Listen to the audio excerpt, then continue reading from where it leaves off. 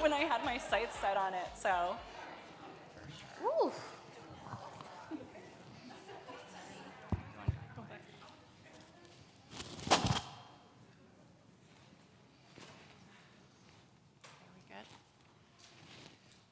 Hi, welcome everyone, and thank you for being here for this really important discussion. ArtTable is a national organization with members throughout the country. Our main office is located here on the island of Mannahatta in Lenape-Hoking, the homeland of the Lenape people, ArtTable acknowledges and respects the original stewards of these lands and is committed to supporting the over 500 sovereign Native nations with ties to the geographic borders of the United States. This acknowledgement is just a small step in our ongoing commitment to dismantling the legacies of settler colonialism and providing a safe and inclusive space for everyone. Sorry, I've had a little throat thing all day. Before we get started, I want to thank the Ford Foundation for hosting this discussion today. And tonight's event is supported in part by public funds from the New York City Department of Cultural Affairs and the City Council. We greatly appreciate this support, as well as the support to our Impact Initiatives program that makes things like this happen, as well as our ArtTable Fellowship program and our Career Roundtable. At the core of ArtTable's mission, we aim to advance the leadership of women in the visual arts. In an effort to remedy some of the gender inequities that we have encountered and to contribute valuable knowledge to our community, ArtTable has collected new data via survey about the changing contours of the artistic labor market in order to better understand trends and advocate for arts professionals, artists, and arts workers of all types. Based on the feedback that we have received so far and continue to receive, we are pleased to present this discussion on gender compensation and inequality with Tania Aparicio, LaKeisha Caton, and Jillian Gutierrez. Jillian, who's in the sort of middle here, has been instrumental in creating and facilitating the survey research that ArtTable has undergone. So she's going to kick things off for us and talk a little bit about the survey research that we've been doing and some of our preliminary findings. Go for it, Jillian. Thank you. I'm so excited to be able to present and talk a little bit more about what this survey is doing and where it came from and where it's going, because we're still collecting data. So if you haven't taken the survey yet, let me provide the first of many plugs this evening for you to consider taking the survey. But this is kind of the intellectual start of where this survey research came from. So I am a sociologist who talks with her hands, and I'm a particular specialist in kind of inequality in artistic labor markets. And this study by Lindemann et al. Came out in 2016. It uses SNAP data, Strategic National Arts Alumni Project data. And it was kind of the first, or one of the first documentations of pay inequity in the social science research with regard to gender inequality. There are lots of great findings in this paper, but kind of the key one is that when focused on arts professionals, these scholars find that women earn on average $43,177, while men earn annually $63,061. Okay, so this is pretty appalling data and information, but it's also old data. So the SNAP survey is distributed to arts alumni every year, every other year, depending on the survey cycle. But this data is older, and it's a kind of opt-in data with regard to people have to have gone to arts education programs in order to be included in the data. And we were really interested in, there have been a lot of changes to the world of work in the last, 3 years. I don't know if your work life has changed. Mine has changed. And it had a really gendered consequences with regard to how we think about work, who does work, how it's compensated. And we really wanted to think about how these changes in the world of work are affecting arts professionals, and specifically gendered disparities in compensation. We also wanted to think flexibly about compensation. Many of us, our base income is one way of measuring our value and the ways in which we're compensated at work, but there are lots of forms of compensation, whether it's paid leave or benefits or professional development, and we wanted to have a really comprehensive survey that captures all of these various ways in which we are compensated or not compensated for our labor. So we have a couple research objectives with the survey. We want to produce more comprehensive data. We want to gain a clearer quantitative and qualitative understanding of the macro and micro level mechanisms by which gender shapes compensation inequality. So what's really exciting about the survey, it might be laborious for those filling out the survey, but it's well worth it, is that in addition to reporting quantitative measures of various facets of our work lives, we have several write-in options where people can provide more detailed information about their work lives and the ways in which pay inequity affects how they think about their work in the arts. And I want to show you some of the really illuminating examples in a few minutes. And we also want to produce analytical documents. So this is the kind of first public-facing reporting on this data, but we're still collecting the data.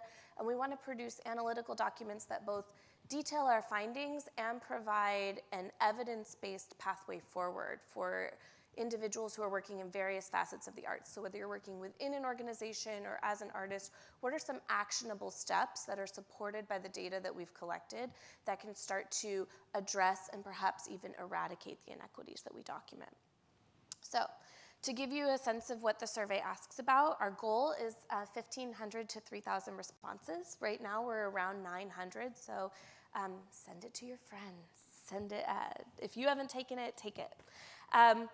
But we collect demographic information on a variety of demographics, so age, race, gender, field of work. We ask questions about first job experiences, current job experiences, worst job experiences, and this is really new in terms of the survey on work. We're asking people to define their worst job and explain why it's their worst job, and best job experiences. We also are capturing an important facet of the artistic labor market, which is freelancing and project-based work. So a lot of the existing survey data that we have doesn't document the kind of work that a lot of us do.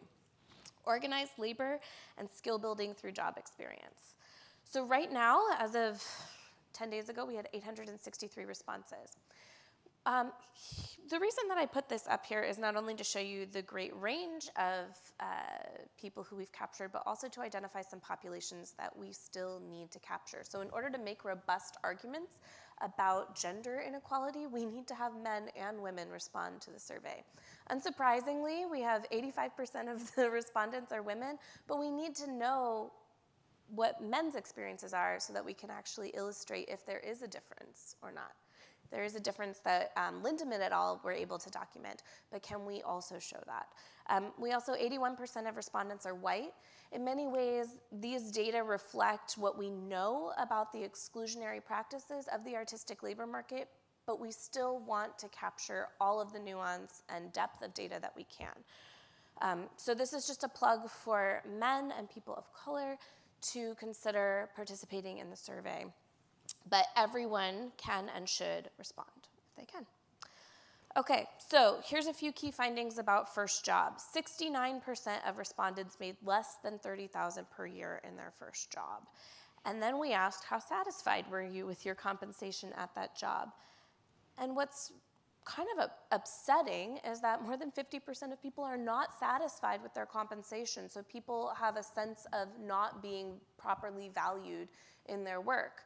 Now, all of us are overworked and underpaid, right? This is kind of unsurprising, except for we know that workers who feel valued do better work, right? This is documented in the management literature.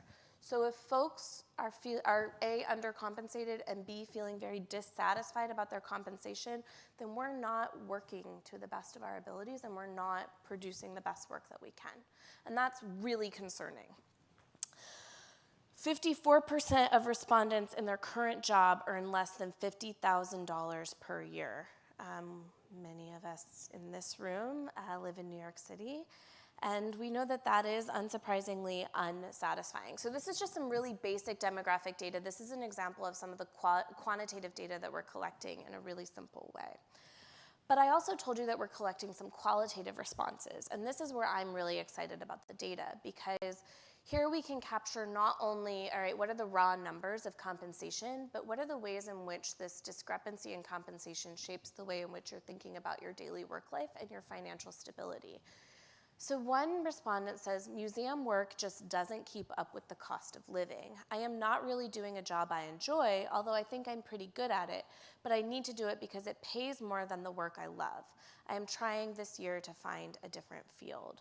So here there's a real dissatisfaction, but an awareness of the kind of tension between commercial or material survival and workplace satisfaction within the arts.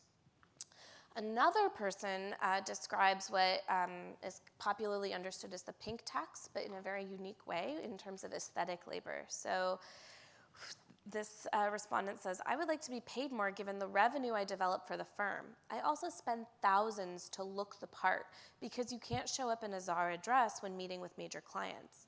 I wish I had a budget for hair, nails, makeup, and outfits, which is required as an aspect of this job.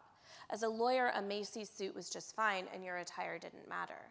So there's also an awareness, and we ask questions about what kinds of workplace expenditures are coming out of your pocket. So we're measuring these numbers not only in terms of base income and benefits, but also how much money are you spending to be able to work in the arts? And what is the impact that this has on your daily work life? So we have lots more to do. We have lots more to report, but that's just a basic kind of overview of where we are, what we're doing, and what our goals are. So thank you. Thank you, Jillian. I'm going to start with a really big, broad question for anyone who wants to jump in.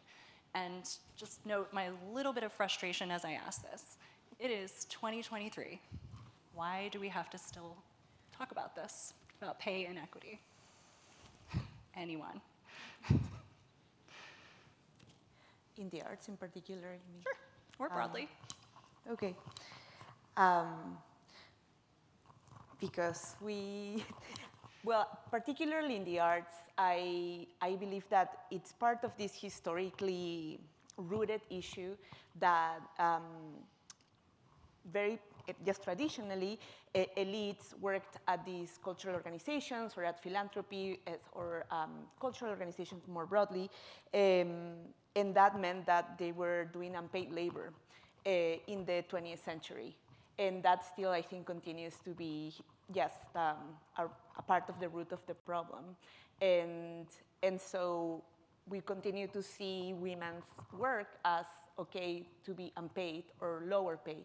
So in a way that cultural misconception, it's shaped by the history of the field and who was doing the work and under which conditions the work was being done. And I think that's one of many other issues that might influence it.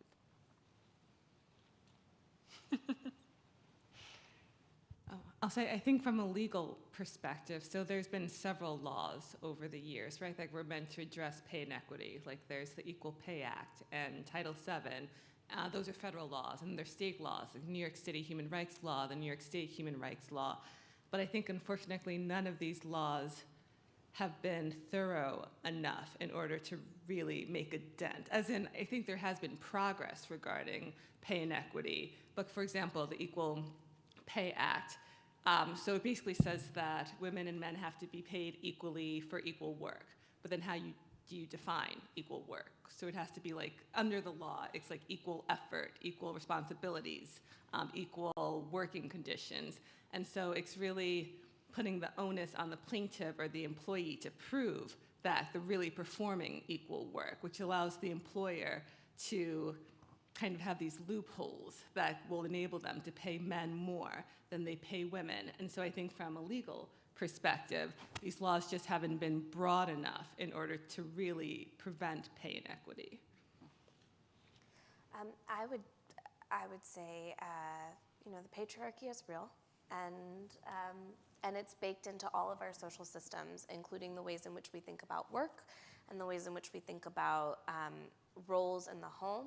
And so there is an entrenched understanding that women's work, whether it's paid or unpaid, is less valuable than men's. Anthropologists have documented this in the distinction between nature and culture. Women are associated with natural work because of things like childbirth and maternal responsibilities, and men are associated with cultural work, and cultural work is more valuable materially and symbolically. And so I think that as the reason that we're still talking about it in 2023 is because Maybe not the folks in this room, but there are plenty of people who still believe that women's labor is less valuable than men's, and that is manifest in salaries and promotions. And we have things like, even in women-dominated fields, like most arts professions, when we look at who's in positions of power and leadership and decision-making positions, it's primarily men. Sociologists call this the glass escalator effect. So there's a glass ceiling and then there's a glass escalator where men in women-dominated fields are promoted to positions of power. And that then shapes the kinds of budgets and opportunities. And also I think that in addition to kind of people in power are enacting systems that ensure the continued oppression of people, there's also a kind of cultural norm of accepting less than we're worth. And I think we have to challenge on both ends. So let's look at the flip side of that and talk about when it is okay to have pay disparities, right? When is it okay? Is it, people with the same types of jobs and same industry? Is it education? Is it okay to base things on age? Like, what is okay? I know, LaKeisha, your brain is going legal right now. I saw it. Yeah. Uh-oh. Does anyone want to? When is Nobody it okay? wants to take that one. When is pay?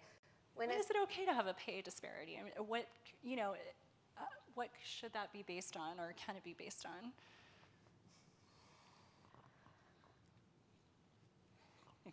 It's a tricky one, I'm sorry.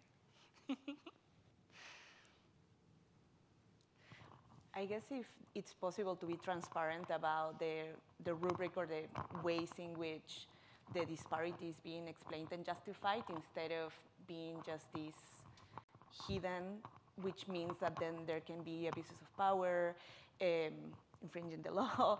If it can be transparent in why that disparity happens, perhaps like transparency would be one of the aspects that I would imagine. But I would also, I don't fully understand the question. And yeah. Well, You go ahead. yeah, I'll just answer from a legal perspective and also give my non-legal perspective on this. So from a legal perspective, you cannot have pay based on a protected category, right? And that's really broad, depending on, there's federal law and then there's state and local law. So federal law protects national origin, race, religion, gender, and then New York City in particular has a wide range of protected categories. Like there's veteran status, marital status. I'm not even going to be able to think of all the protected categories. So you can't make any sort of compensation decision based on those categories. But that being said, I think that sometimes the categories or the conditions and criteria that you can legally make these decisions based on, like education or training or skill set, I think sometimes they are linked to protected categories. For example, like women often have more responsibility with respect to caregiving, like taking care of children, and so they don't necessarily have the same time to pursue an education or to pursue training. And so I think effectively these objective factors that employers are able to look at when they're deciding compensation, they often are linked to protected categories like gender. Mm-hmm. Yeah, I was being a classic academic and abstracting this, right? So like when I'm gonna buy a new handbag, how do I decide what's a fair price, right? Like, are all handbags created equal? I can assure you they are not, right? And so what are the ways in which we assess different product qualities, right? And so one thing is skills and education, but you're right, LaKeisha, that we know that gender and race and class and national status serve as barriers to entry to some of these credentialing mechanisms. So we also know that when all skills are created equal, sociologists have done things called audit studies where they send out basically parallel resumes and see who gets a call back. And white men get called back a lot more than anybody else for jobs, all things similar, right? So you could have Emily's resume, and Emily went to Princeton, and Joseph's resume, and Joseph went to Yale, and Joseph's going to get a call back and Emily's not. So we know that also maybe it's not a discrepancy on the books about, oh, we're going to pay Joseph more because Joseph's a man, but Joseph's going to get in the door before Emily's going to get in the door, and therefore Joseph is able to build a career and expectations around pay that have long-term consequences. So when is it okay? Even the mechanisms by which we define okayness, like differential skill sets and different educational backgrounds, those things are linked to broader social systems of inequity. So, I mean, I'm a sociologist, right? So, like, burn it all down. But that's not actually a useful solution. But I think at least introducing those kinds of conversations, right, around who's had differential access to opportunities, and how is that differential access to opportunities shaping the way in which we're assessing a candidate or we're assessing something like compensation. I think that's a way to start to think about being, at least in addition to being transparent about pay disparity, being transparent about what's shaping the kinds of conversations that are happening at an organizational or individual level around who should be paid what, right? So if, in addition to being transparent about who's paid what, being transparent about how an organization is thinking about those criteria of assessment and what's valuable, and also being aware of who's getting access to those kinds of valuable systems of credentialing. So to me, it sounds like, just to summarize, it's never okay, right? I don't think it would be a very popular opinion to say. Well, but it happens, Yeah, right? yeah, sure, I mean, absolutely. that's why we're here. That's why we're having some of these conversations and doing what we're doing. To get back to some of the legal things, LaKeisha, so New York City made their law last year. New York State is going to make one in September or sometime soon, and other states have followed in terms of pay transparency, which Jillian just touched on. How's that going to affect things? Yeah. Or is it already affecting things? Right. So just to make sure we're all on the same page, so New York City, they recently adopted a pay transparency law. It went into effect in November of 2022. And so essentially employers, well, private employers with 4 or more employees, when they're posting an advertisement for a job, promotion, transfer, and that job can be performed, at least in part, in New York City, they have to include a salary range in the posting. And so the salary range has to be what the employer, at the time of the posting, in good faith believes that they'll pay for that position. And good faith is, obviously, that's going to be an issue that comes up. What's that mean? And it's defined as what the employer honestly believes at the time of the posting that they'll pay for the position. Note that it has to be either the specific compensation or a range. It can't be open-ended, like you can't say up to $25 an hour or under $250,000. And also, it just applies to salary, as in it doesn't include health benefits,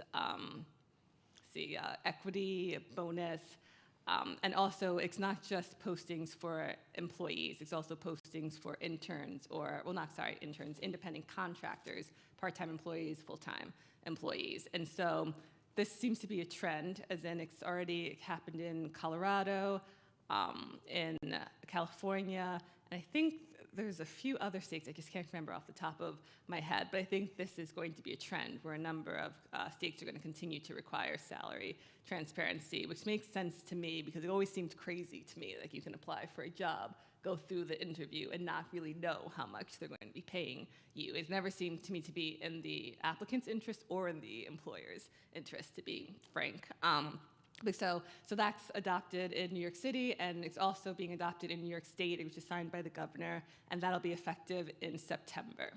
And so to answer your question, like how will that change things, or if it has changed things, I think at least what I'm seeing with clients is they're not able to just now when they're hiring just post like the salary and then that's it. It's actually leading to broader conversations, in part for like litigation reasons, because one of the things that's coming up, or one of the most popular questions I get asked is, well, what happens when I post this like, because it'll be public, everyone will see it, including your current employees. So what happens when I post the salary and my current employees see it and they're not happy? And they wonder why this new hire is getting paid more than they are or close to what they're getting paid. And so it's actually leading to broader conversations about, well, how are we deciding how to pay people? And also, obviously, because employers are always thinking about the potential of litigation, I think they're also more seriously thinking about, well, is this discriminatory? Like, what's the possibility that because I think the purpose of this is that typically when people hire, unfortunately, studies have shown that men and non-minorities often get paid higher. And even if an employer may have a certain range in their head, I think men are often more willing to negotiate, or employers receive their negotiating more positively than they receive women negotiating. And so I think employers are now actually having to look at how they're paying people, not just who they're hiring, but how they're paying their current workforce, and trying to think structurally about, well, what are the factors, the legal factors we're considering when we're paying people with respect to, their skill set, their training, their years of experience. And so, I mean, we'll see. I think it's too early to see any long-term effect because it just came into effect, November of this past year. But my hope is, because I'm seeing these conversations happening with clients, that will actually lead to, a somewhat closing of the wage gap. But I just think it's too early to tell. Mm-hmm. But I think you touched on something really good in what we want for employers, right? For them to be kind of cleaning their own house first, right? Before you post that next job, before, you're looking at how you're paying everyone, especially when it comes time to hire someone new. And then that hopefully starts this entire cycle of transparency, right, for every organization. Right. Tania, I'm going to direct this next question at you. The art world has always been a driving force for change, but in this particular topic and conversations, it feels like we're behind the times. We're behind some of these other industries. So why do you feel this is happening so late in the art world in comparison? Yeah, I think part of it is that there's a challenge in understanding art as work and artists and creative workers as workers proper, and that's just it. It's related to what Jill was talking about in terms of separating nature and culture and how we value different things. And because art wasn't perceived as work for even until now, it really frames the conversation about the valuation of labor in any sort of exchange or transaction from that baseline, so as if it's not work. So then first you have to justify that you're a worker and that you are doing work, which is already a very, very basic level, and then negotiating any wages, then it's a huge challenge if you're not really perceived as a worker. And then on top of that, and I think it's very much related to seeing gender inequality in that sense in domestic work or any type of care work, because there's that challenge of just like a complete misunderstanding of what the work actually is. And I think artists and other creative workers struggle themselves with making sense of their own identities as artists or creative workers, because there is that misconception in the world, and it's difficult for them to present themselves as workers. And in that sense, thinking about collective bargaining, unionizing, creating cooperatives, and so it's being very individualized too.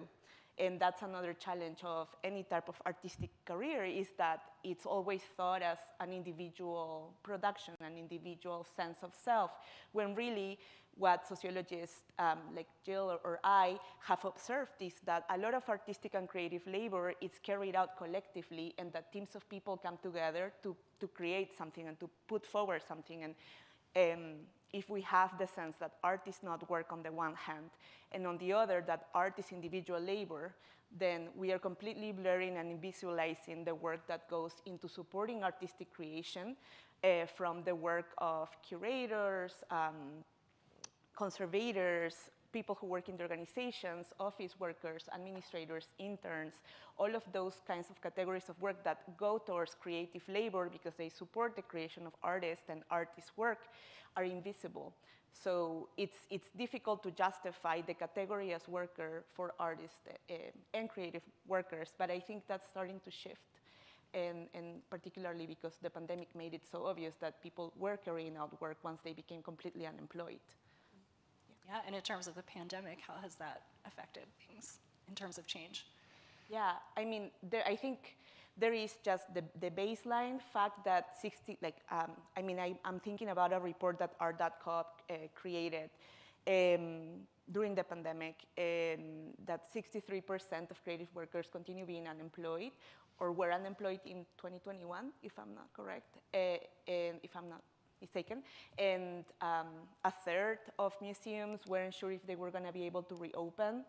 So a lot of people who were already enduring unstable conditions at work only became more afraid of what was going to happen with their paychecks.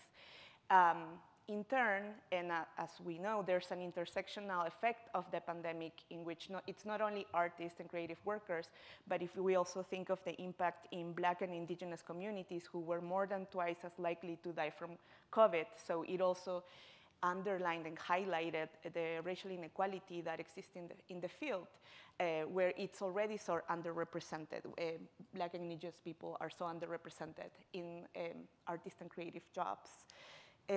So I think it became undeniable that there is extreme asymmetries and inequalities in the arts. And because of that, and one of the ways that I've seen people react because it became so lived and so embodied during the pandemic was through unionization. And I think it has really impacted, at least in terms of museum workers, for instance. I'm thinking about those, even though that's also happening in the publishing realm, where people started unionizing because there were no formal avenues to complain about abuses of power and do layoffs, massive layoffs that happened, people losing their benefits, and there was no way to defend themselves. And even though it had felt so difficult to unionize in the arts, and very few places had successfully done it, it became like no other alternative. So I have seen that's one part. And then the other that perhaps is more thinking beyond formal institutions or organizations is the emergence of mutual aid initiatives among artists that have perdured after the pandemic and that have become either artist studios, design studios that continue thinking about mutual aid and solidarity at the center, centering Black and Indigenous people voices, but also thinking, okay, how do I make a living? How can we continue helping each other and not also starve, in fighting this idea of the starving artist or the artist sellout, and how do we negotiate not falling into either of those categories by building worker cooperatives in the arts, on collectivizing work in many other ways. We have so much work to do. Can I just Yeah, of build course, on that for Jillian. a second? So I think when you just talked about the starving artist, it made me realize that a kind of central cultural script to work in the arts is the idea of passion, right? And that like we should be fed by our passion. And I don't know about you, like passion does not accompany me to Trader Joe's to buy my groceries every week. So there is something about kind of the way in which artistic creation and its cultural scripts around erasing that work by emphasizing passion and full devotion to one's craft or artistry makes it more difficult to assert ourselves as workers and to acknowledge the work that's there. And this manifests in things like, we have this phrase, pay your dues. And some people are literally paying their dues to work for free in the arts. If you think about interns who are paying tuition to colleges to receive credit for working for free in order to gain access and entry to these fields. So already when you're training or socializing someone into a career into the arts, you're anticipating that they will spend more than they will earn in order to work in these fields. So that's just one practice that reflects this cultural expectation that then continues forward, because this is the baseline by which people learn to become arts workers, is by paying their dues, which is such an infuriating phrase, and yet quite apt. Similarly, when you were talking about the pandemic, it exacerbated inequalities, but it also brought about large-scale self-reflection. We had nothing to do but self-reflect on what it means to work. And the boundary between work and life became even more blurred because our computers were at our dining room tables. But it also, I've seen in some fields, and not necessarily the arts yet, people expect different things from their employers and their workplace, because that kind of awareness of exploitation and the ways in which we can be working all the time and not be compensated for it became even more evident to people when they were isolated in their own environments and not able to collaborate and share information with each other.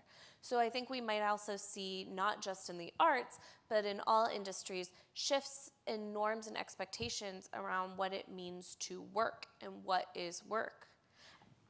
So I just wanted to tie this, because you were talking the report that you are preparing from the results of the survey. It's also looking into compensation, and I think that in cultural fields, it's very often an idea that one way that you get compensated is in symbolic perks or symbolic exchanges, which are not actual material exchanges. So either prestige or just getting to spend time with a particular group of people that you want to be able to spend time with, like artists, or spend time in museums or in organizations where you are discussing things that you love or that you're passionate about. And those are understood as part of the ways in which people are compensated.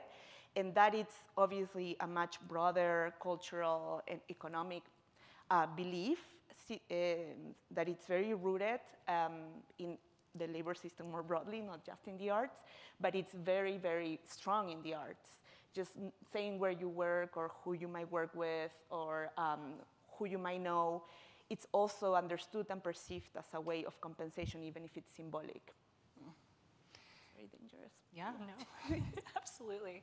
And just being, someone who did internships for free early in career, which I know many people in this room did, it's really about changing that perspective, right? And hopefully everyone is paying their interns now.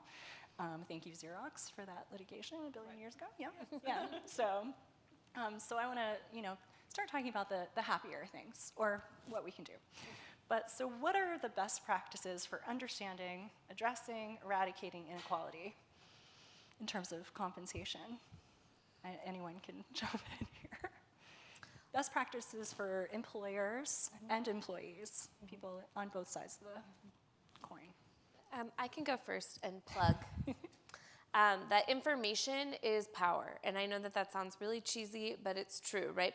One of the primary motivators for the ArtTable survey is all of us are unsurprised by these findings because we know it, because we've lived it, because we've experienced it. But compensation is definitely something that is culturally taboo to discuss openly. And so there is power in having trends and numbers to go to employers or to just talk and gather information around. So if you haven't taken the survey, wow. Or if you have friends who haven't taken the survey, being armed with information and trends is extremely powerful.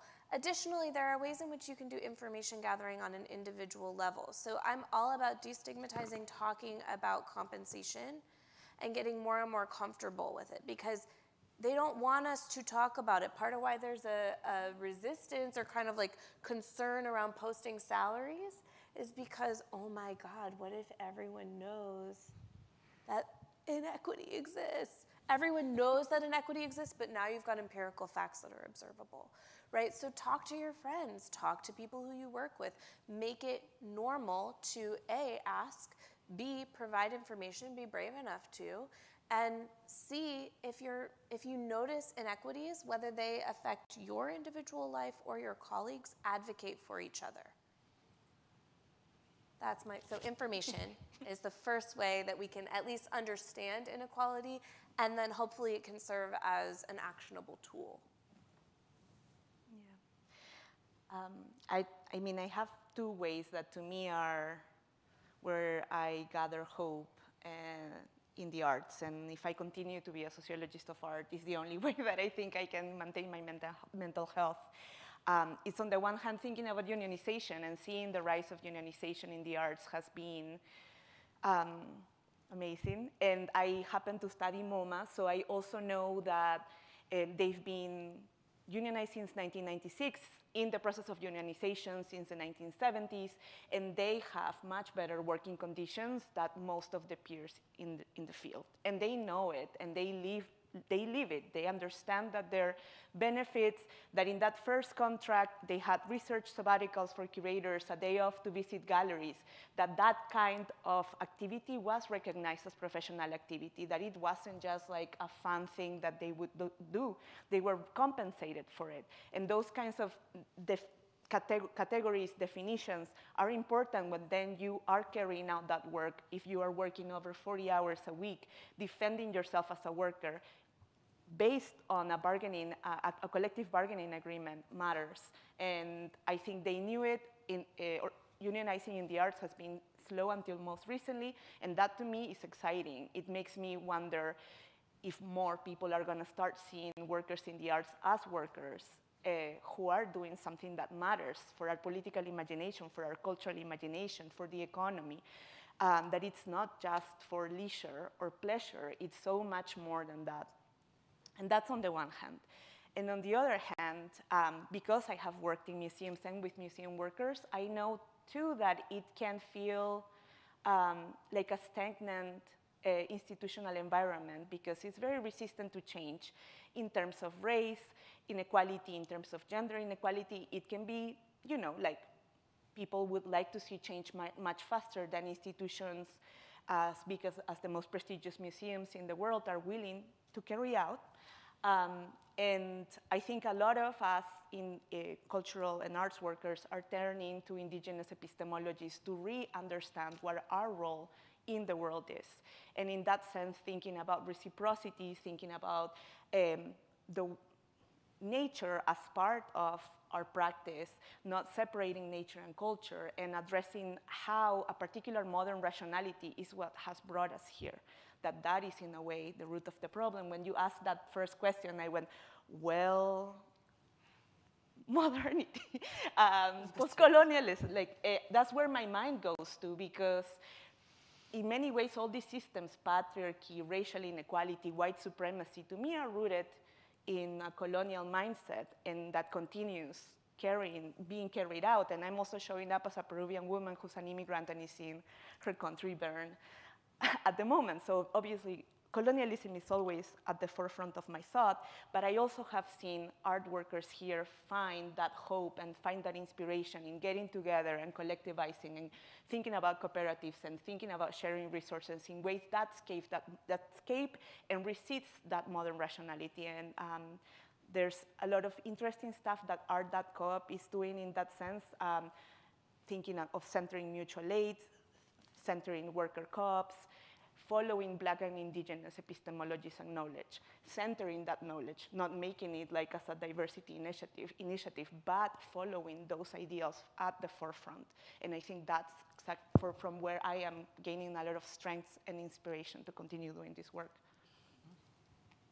Yeah, so I just want to second talking about compensation, because I just think that's so important. But I want to add, talk about compensation with people who don't look like you, because it's not necessarily that helpful for women just to talk to other women about how much they're making in the workplace. But I completely agree. I think it's only to the employer's benefit to not talk about compensation, and I'm hopeful that it's becoming less of a stigmatized to talk about compensation, as I see on TikTok and Instagram. I see all these videos and postings where people are openly talking about compensation. So I'm hoping as time is going on, it's becoming less of this taboo topic because it's really not in your self-interest not to talk about your compensation. And I think from an employer perspective, one, not to resist these changes in the law, because, for example, something that I've seen that's gotten a lot of attention is with respect to these salary ranges. I see employers posting ranges of like 500,000 or these ridiculous ranges, and that's just not helpful. And I think the question is going to be, is that really a good faith estimation of what you're willing to pay for this position? Unfortunately, since the law is so new, I'm just not sure where it's going to go or if there's going to be penalties for that. But I think that's just a common way, I think, of employers trying to get around having a good faith salary range, is to have it be so wide that it's really not giving anyone any helpful information. But on the other hand, I guess to leave things on a more positive note, I have seen some employers really embrace this new law. And so, as I mentioned earlier, it's only required in certain states. And I've seen some employers decide that they're going to have pay transparency across all jurisdictions, even though it's not required in certain jurisdictions, as a way of showing their employees that they are trying to have embrace salary transparency and really show that they are trying their best to make sure that they're paying their employees equally. And so that's, from an employer perspective, I think if you can go beyond not just what's required by law, that would be helpful. I think these are great, actionable items that you have highlighted for all of us. And I think that just in terms of next steps, these are great. We have to keep these in mind, because the thing that I'm taking away from what all of you are saying is that it's not about just all of us getting paid more or being paid, as much as our colleague. It's about making everything better for everyone, because we're being transparent about it, we're talking about it, we're doing all the things we're supposed to. It's going to make everything better. We're going to open it up to some questions in the room, and we're live streaming. I don't know if I need to mention that. So we might also get some questions in terms, or from our live streaming. But we have a few people walking around with microphones. If anybody would like to ask some direct questions to our panelists, now is the time.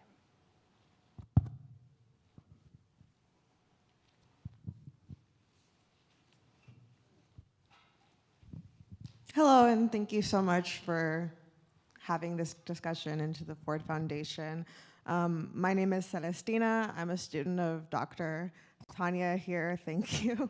So I have a question which I think relates to women in the workplace, and just sort of like a big narrative that's happening right now regarding justice for women in the domestic realm as well as in the workforce, which is weaponized incompetence. And so I'm thinking a little bit about the survey that you're having, and how a lot of people in this room, like you said, are very much aware that this is an incident that is ongoing, in which women are underpaid and people who look like women are underpaid. So I guess what I want to ask is, what are some effective tools in combating weaponized incompetence in the workplace? Whether that, I guess focused in the arts field, since that's probably something we could go in so many different directions on. Thank you. Can I professor you for 1 minute and ask you, what does weaponized incompetence mean to you? Can you define that for us so that we're all kind of speaking the same language? To me, weaponized incompetence is when someone knows something, they know how to do something and how to apply the change that is needed to resolve whatever the issue is, but makes conscious decisions not to, but plays cute about it. You get the DEI statement about, well, we didn't know that was happening here. We'll definitely have researchers come in and fix it eventually, but then no change is manifested. That would be one example of that in the workplace. So knowing that there's a problem, and then knowing that the solution to the problem is greater than one maybe wants to expend energy doing, and that doesn't do the work, or maybe does the wrong thing instead of the right thing, and then when held accountable provides a kind of shallow excuse for not doing the right thing. Yeah, I think that's a pretty good. Okay. So how do we respond to that? angrily. I think that, yeah, so I think that social media has created a different kind of culture of accountability where shame is both powerful and expected, which means that kind of enacting meaningful change in a performative or shallow way is easier. So I think it really depends on the organization and what their goals are. So I think one thing is, in addition to pay transparency or transparency across the board, I'm shocked to learn how many organizations don't have mission statements. And if they do have mission statements, the organizations that don't have conversations around the kind of changing contours of those mission statements, or that really centralize what is it that we're doing here. And I think it's like, when I'm feeling generous, it's very reasonable. We're busy people and we're responding to so many external stimuli at all points in time, and you can't prioritize everything all at once. Every system is broken, right? So you have to pick and choose, and you're going to fail, almost guaranteed.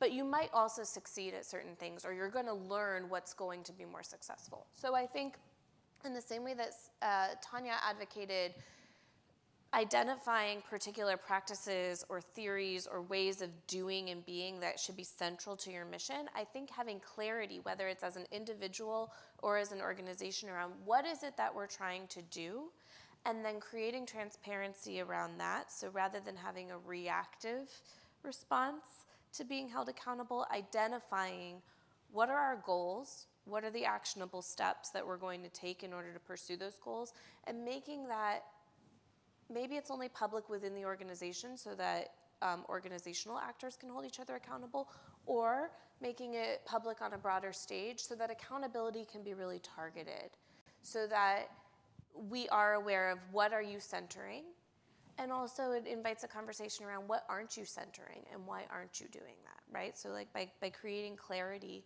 around what is it that we're doing, what is our mission, what is our purpose, you create a more targeted and focused action plan and also systems of accountability. I would also add that in a way we need to know the game that we are entering. We know that there is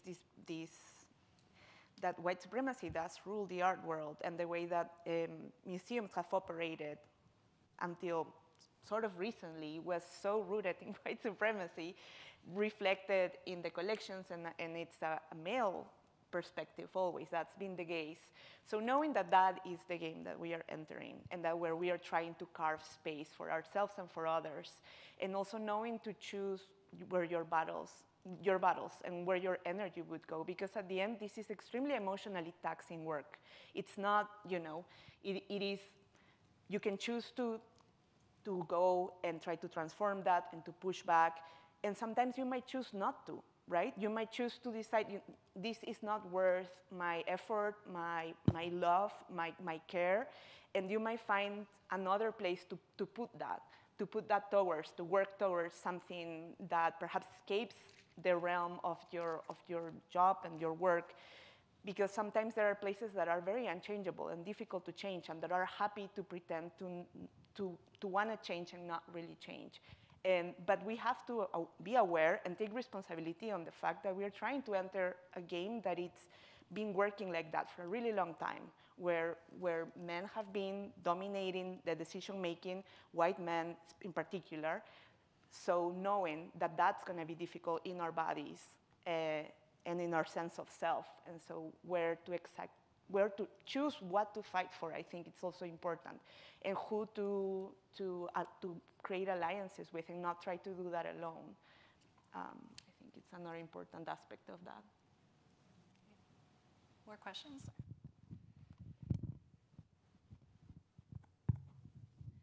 Just something to add. I mean, I think probably every person in this room can say we were probably handed like a big raw deal, and I'm really glad these conversations are happening about it.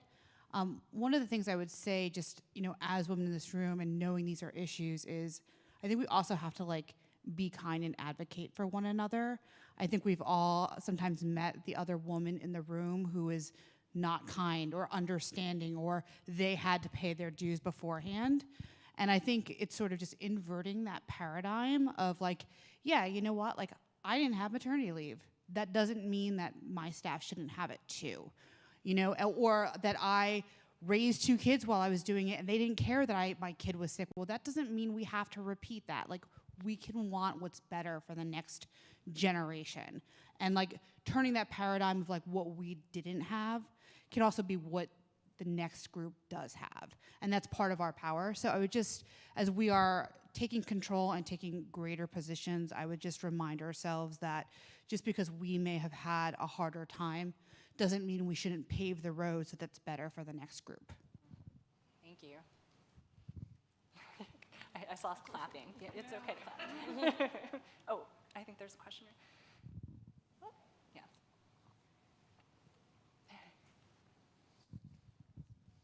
Thank you. Thank you for this really great panel. It's really interesting.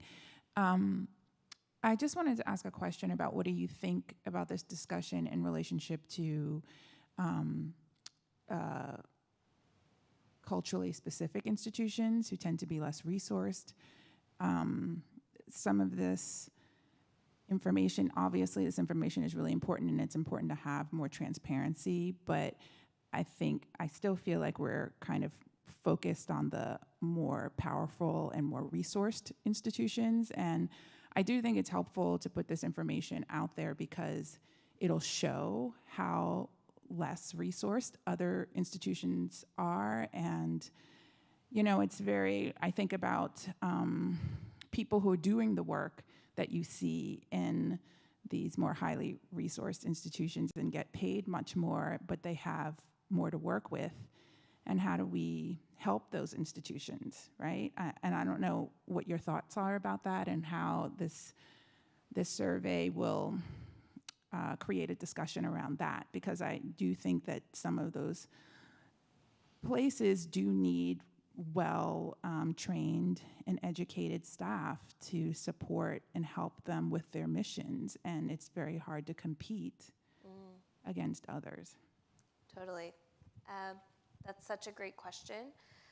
I have a couple gut reactions to it. So one is, how does the survey help? One great thing that we collect information on is which sector of the arts field people work in.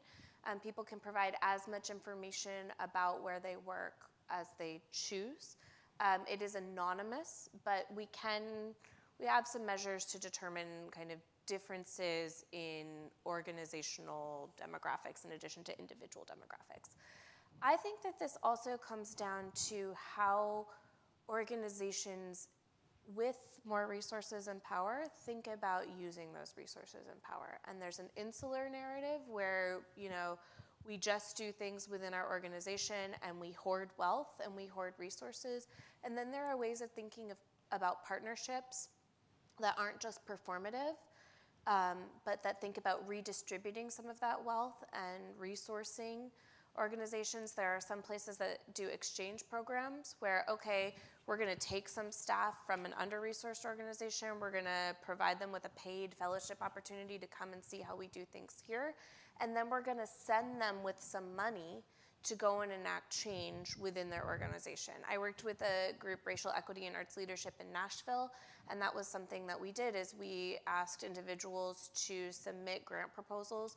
We encouraged them to partner across organizations, and we thought about distributing the funds that we did have in relation to not only individual projects and the capacity of those projects within their organizations, but also which organizations wouldn't have opportunities for funding.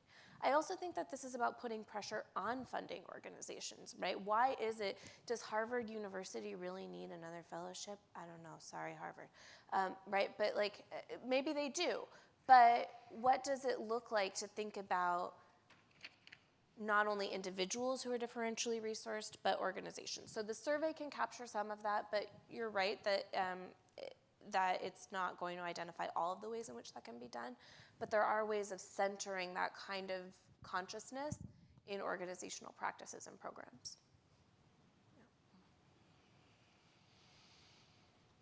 Yeah, question out there.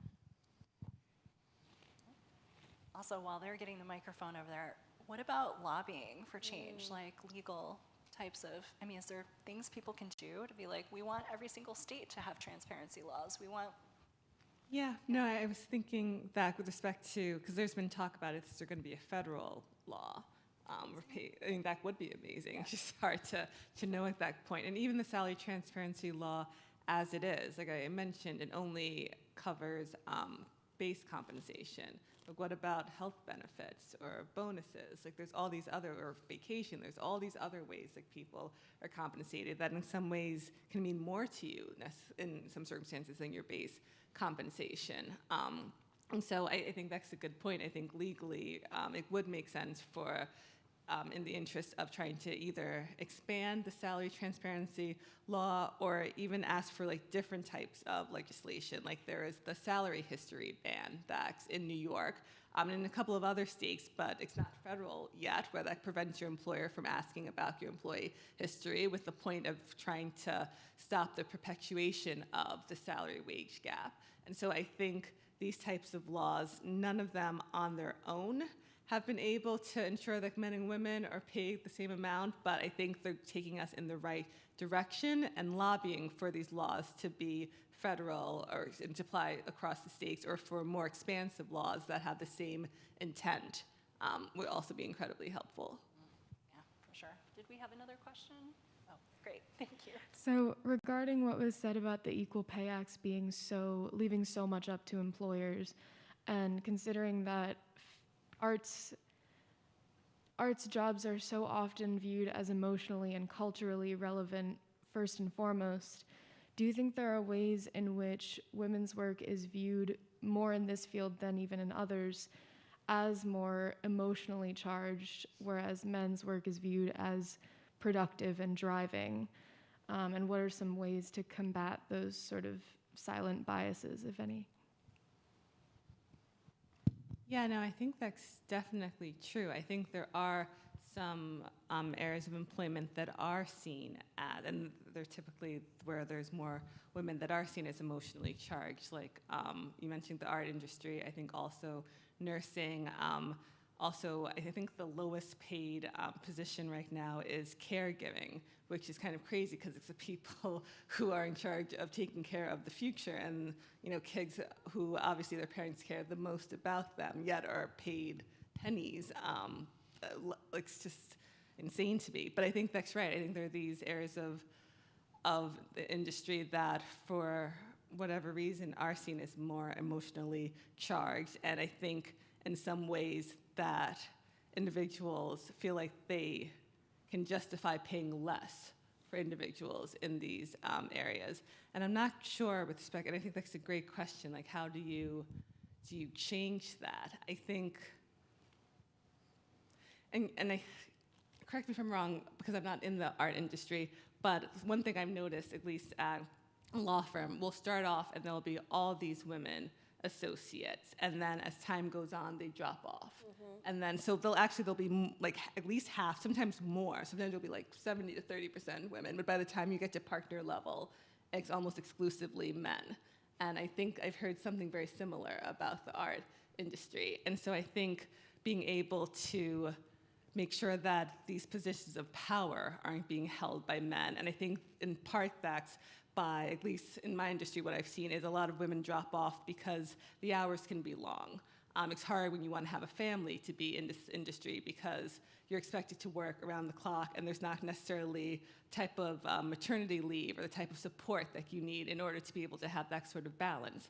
And so, and obviously this is my opinion, I think one of the ways that we can ensure that men and women are paid equally in these professions is to provide that sort of support from the beginning, so that when women don't self-select out, or they don't feel like they're forced out because they're not getting the support that they deserve, and then they're able to be in positions of power and make the types of changes in order to make sure there are more women in these industries and they're paid what's actually equitable and what they deserve. I also think that it's really interesting that you said it was emotionally charged, right? Because emotion is devalued. And emotion is devalued because we associate emotion with women. So I think that already that's a logic that supports a kind of masculine approach to work. I also will say that change is inefficient and it is often expensive, right? So like paying people more costs more. Having maternity leave costs more. Enacting change is inefficient. It's going to change the way in which people think about work. But efficiency in the way that we have defined it in the American workplace is defined by a masculine logic of work that assumes a non-working woman at home. And so we just have to understand that the whole system is based on that inequity, and if we continue to try to work within that logic, we will fail. And we might be able to enact small changes that are meaningful for individuals, but large-scale change will be inefficient, expensive, and slow or impossible to come. Ooh, on that note, I feel like, no, that's great, Jillian. I feel like we're all inspired now to go do something. I do want to leave a few minutes for people to talk to each other, because that's what we like to do at our table. So you can start talking about the change that you're going to make and the things that you're going to do, or maybe you can mentor someone and talk about those next steps. I will tell you that this is the beginning of the conversation. As Jillian mentioned, we still need more data. We still, all the things as we go through this process and this project throughout the year, we're going to have more conversations about this because this is just the tip of the iceberg. So thank you, everyone, for your questions and for being here, and everyone online. And thank the three of you. Thank you, thank you, thank you. You guys are amazing. Gals. Hi.